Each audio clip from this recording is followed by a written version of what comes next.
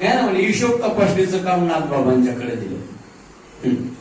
हिशोब तपासत असताना ज्याच्या जीवनामध्ये हिशोबात थोडी चूक खपत नसेल त्याचं जीवन किती निष्कलंक असलं. एक दिवस असं नाथांच्याकडे हिशोब दिला आणि हिशोब करत असताना नाथबाबा रात्रभर हिशोब करीत. एका पैची चूक एकाची पैची चूक मला सापडा.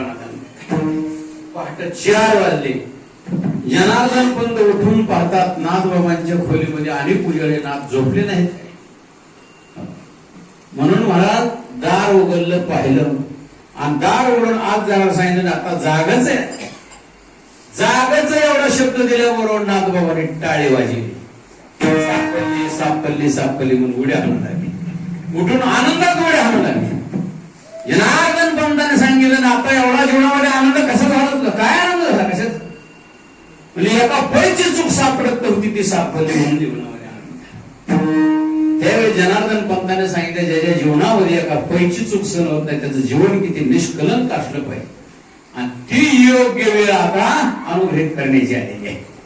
नागबाबाला जनार्दन पंताने जवळ घेतलं आणि सांगितलं आता हो आपल्याला जायचं आहे. आता गुरु भेटीची ओढ लागलेली आहे, तर श्रीगुरूची प्राप्ती होणार आहे. बरं गेले घेऊन महाराज डोंगरावरती आणि एका बेटामध्ये बसवलेले नाथबाबांना आणि जनार्दन पंत महाराज साधना चालू द्या. काळ रूप त्या औदुम्र वृक्षातून बाहेर आलं महाराज. दत्तात्रयाचं रूप आणि आल्याबरोबर दर्शन घ्यायचं बरं का नाता घाबरायचं नाही. बरोबर.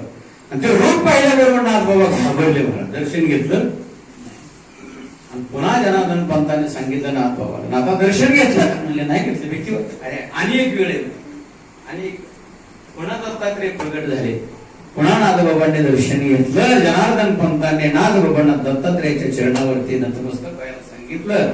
दत्ताचा अनुग्रह नाथबाबांना झाला. दत्त संप्रदाय चालला आणि नाथबाबा महाराज पूर्ण विद्येत पारंगत झाले आणि पूर्ण विद्येत पारंगत झाल्याच्या नंतर जनार्दन पंतांनी सांगितलं नाथांना नाथा आता तुम्ही गृहप्रवेश करू शकता. नाथ सांगतो आपल्या साधना चालू झाल्या नाथांच्या आणि नाथबाबाच्या दारावरती दत्तात्रय चोपदारकी करतात. कितीतरी वर्षांना असणारे जनार्दन पंत आले. जीवनामध्ये आनंद झाला आणि त्या आनंदाला आमस्वरून नाथबाबांनी पुन्हा महाराज लेखणी उचलली आणि अभंग रचना केली. आजचा दिवस माझ्या जीवनात खरंच धन्यतेचा आहे, भाग्याचा आहे. त्याचं उत्तर अभंगाच्या पहिल्या चरणामध्ये देतात. तुकोबारांचं प्रमाण का म्हणले असते? तुकोबार दिवस सोन्याचा होतो का म्हणले असं? सोन्या शब्द का वापरला?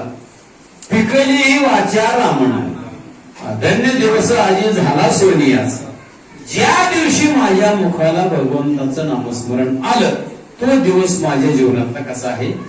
धन्यतेचा आहे. पण तुकोबारांचं दुसरे प्रमाण आहे धन्य आजी दिन झाले संतांचे दर्शन. तो दिवस धन्य शब्द सांगितलं. आजचा दिवस तुकोबार सगळं सांगतात मला संतांचं दर्शन झालं तो दिवस धन्यता. हो म्हणजे महाराज बरोबर. धन्यता का म्हणता तुम्ही? काय नेमकं जीवनामध्ये क्रांती काय केली तुमच्या? संतांचं दर्शन झालं पण नाही. इतकं तुमच्या जीवनात आनंद व्हायचं कारण काय? तर त्याच्या दुसऱ्या चरणात सांगितलं झाली